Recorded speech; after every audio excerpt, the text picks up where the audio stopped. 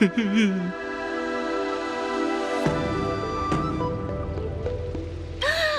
March! My dear Miss March! I was only in the bathroom for a little bit, and you've already arranged my death? Hey, can't you play some normal games with Dragon Lady?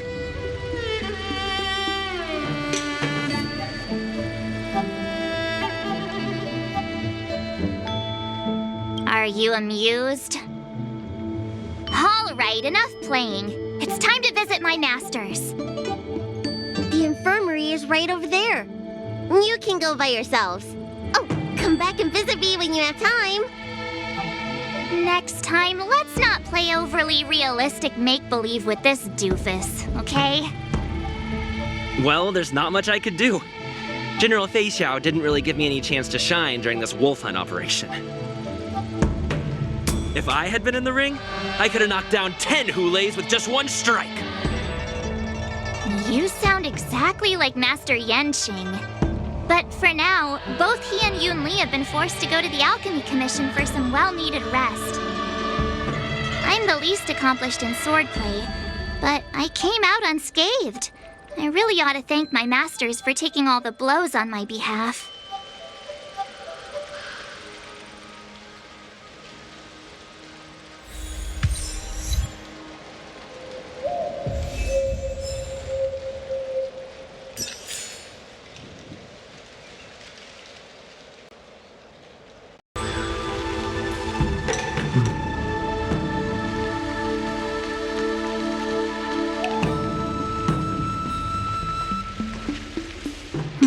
Look who's here.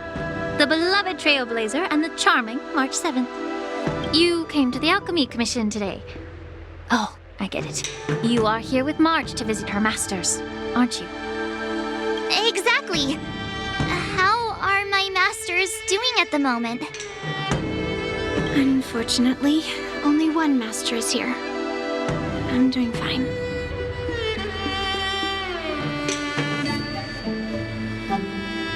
I'm just following the doctor's advice. Miss Bailu said I could take a stroll, so here I am. Your Master Yenqing wasn't as lucky. He's probably still in bed. Considering the intense battle with Hulei, and then with General Feixiao, the rigorous sparring session with her. His small body couldn't take it anymore. Master Yun Li, didn't you also engage in combat? The little babies from the Luofu just don't have the resilience that us kids from the Juming have. I heard from Moza about the tough battle against the wolf troopers. You fought alongside Moza. Did you get hurt?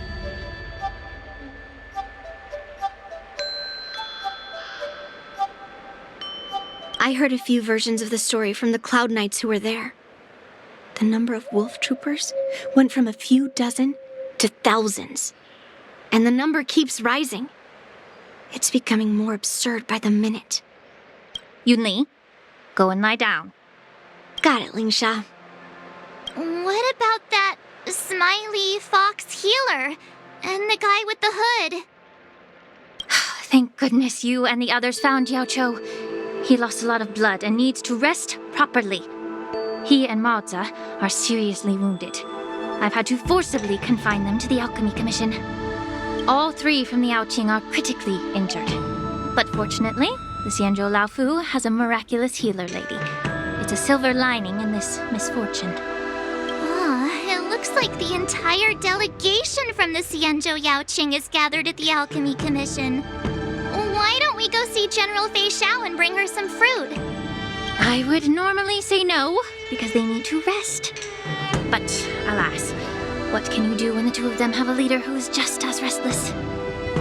General Feixiao just slipped out of the recovery room.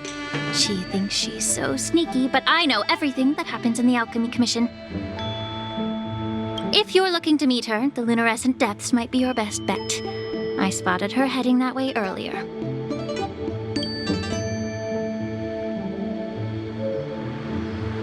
The sound of those footsteps. They must belong to General Feixiao. Out and about, despite the doctor's orders. What a coincidence. Someone else who refuses to listen to the doctor's orders. Well, being a doctor myself, I don't think my knowledge of my own body is inferior to the Dragon Lady's. The healer does not heal himself. Don't try to act tough in front of me. I'm sorry, Jiaoqiu. I didn't expect you to use poison that way. What a miscalculation. If only I'd found you sooner. If only I hadn't sent you to the shackling prison. The way you're speaking, is this really the Feixiao I know? Or could it be a Borisin assassin, imitating your voice to take my life?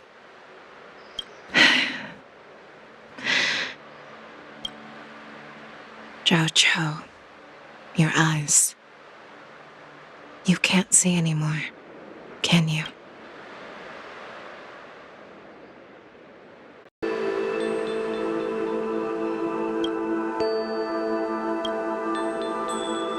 I can still clearly hear the sound of the waves. That's enough for me. Don't blame yourself. You know what I'm more concerned about? Has your body had any changes since you swallowed the Crimson Moon? I'm not sure. There don't appear to be any changes. However, the many doubts that once plagued me have dissipated. I never thought I'd live to hear you discuss your health again. But thanks to Moza and that child, the price I've paid seems trivial compared to what we've achieved. I hold no grievances, Feixiao. I am content.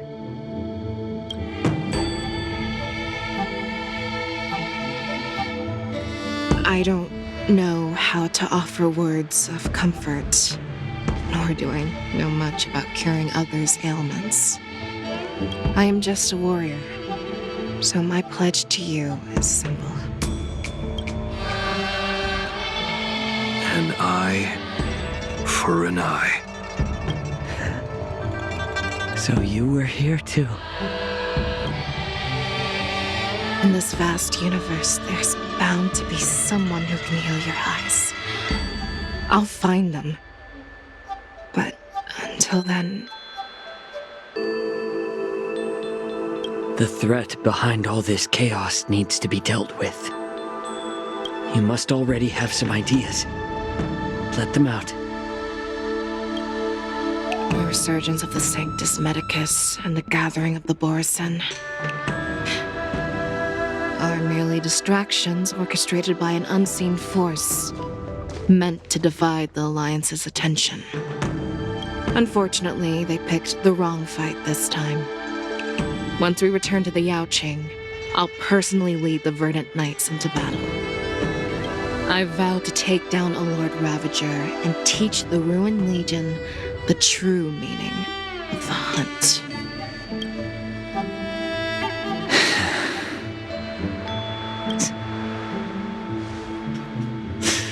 I knew it. You've always been so impatient.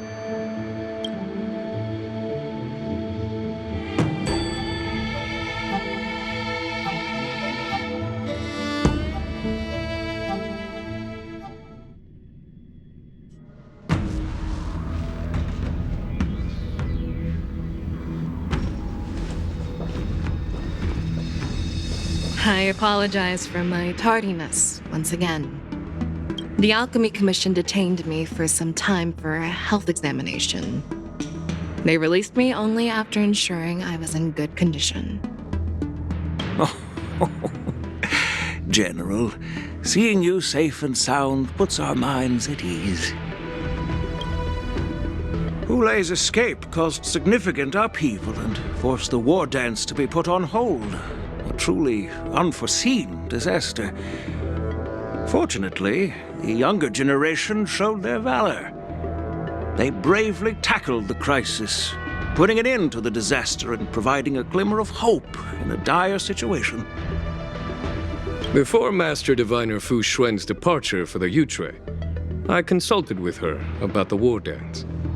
She left a note stating, "The hexagram oscillates between thunder and heaven, a sign of great power, assuring us that we would successfully navigate any challenges." She advised me to trust the younger generation's abilities and let them lead. Her predictions, it appears, have come true. It's just... the Xianzhou Luofu's long-standing duty of keeping Hule imprisoned ended with his death on the Sky Splitter.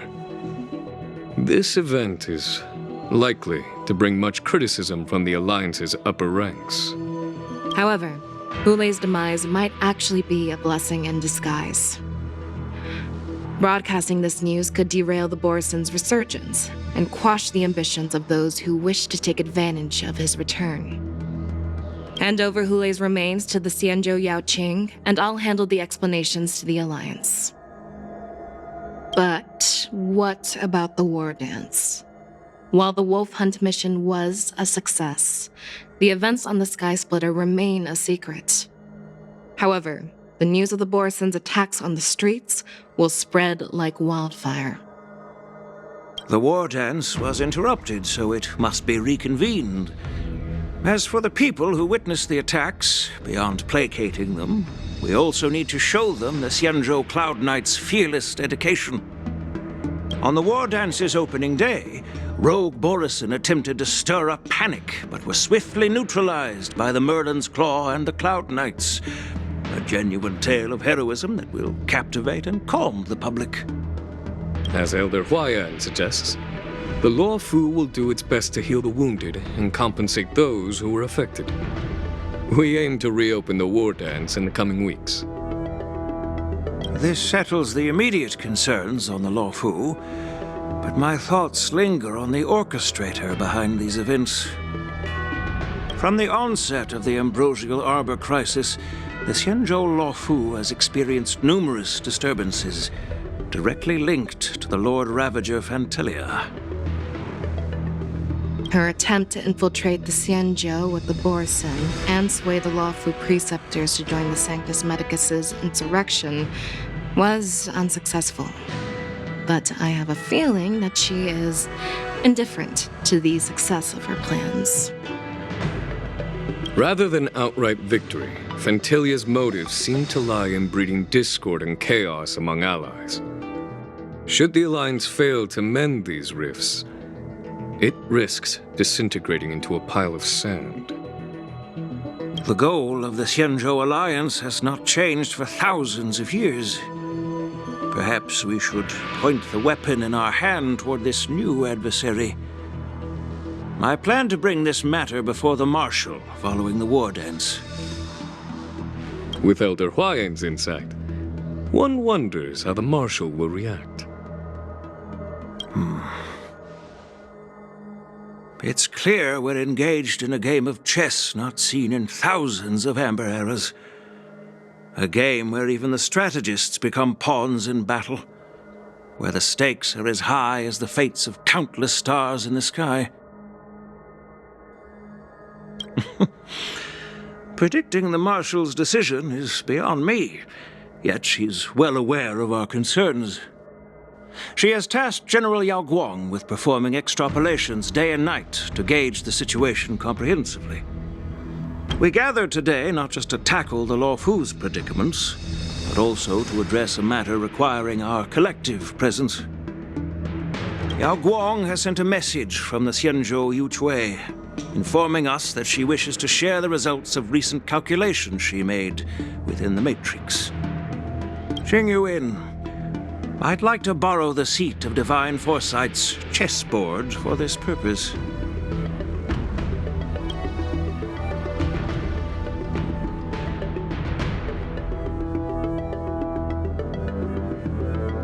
Hello, everyone. It's been a long time. Over 3 decades have passed since we last convened. I've dearly missed each of you generals during this time. Was the seer strategist thinking of us or thinking of the fates we're destined for? The Merlin's Claw. As blunt as always. Though, not everyone's cup of tea, huh? You once told Jing Yuan, "You're lucky that I'm the one who came this time. If it were the seer strategist, this conversation might not be so friendly." I'm intrigued. Did the conversation really come to pass? I've never heard anyone mention that the Decalite reflection barrier could eavesdrop on even the quietest whispers. It appears that the Marshal sent not just 2 generals to the Luofu, but an uninvited third guest as well. People have been saying that Mr. Jing Yuan's intellect shines as brightly as the seer strategist's. With the Luofu caught in such strife, the Yuchui couldn't just stand by and watch.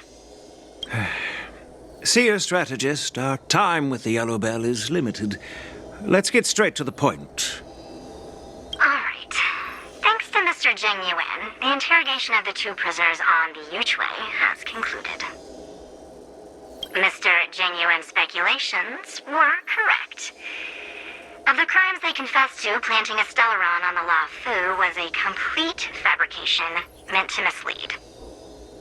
Their real aim was to secure a meeting with the Marshal to present their Godslayer protocol, a strategy they firmly believe in. And what was this grand strategy proposed by Jing Liu and that traveler?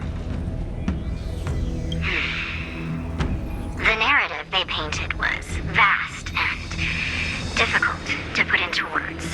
It all revolves around the coffin of the blonde traveler. To be precise, it's the remnants of the propagation. The remains of the swarm author? More accurately, it's a fragment of the divine body. In the future they depicted, this fragment serves as the final nail, sealing the fate of the plague's author and securing its doom. Before reaching that point, battling the gods necessitates a larger alliance. Hence, they sought out an ally for the Xianzhou. I assume you've all heard of the famed Genius Society member number 81, Ron Mei, haven't you? The Eye of the Yuchui has just seen this uninvited guest arrive on the Xianzhou Luofu. 3, 2, 1. Right on time. Now, as for the best way to receive our distinguished guest, I'll leave that in your capable hands. Do you remember your name? My name is Tingyun. I serve as an ambassador of the Whistling Flames Merchant Guild on the Xianzhou Luofu.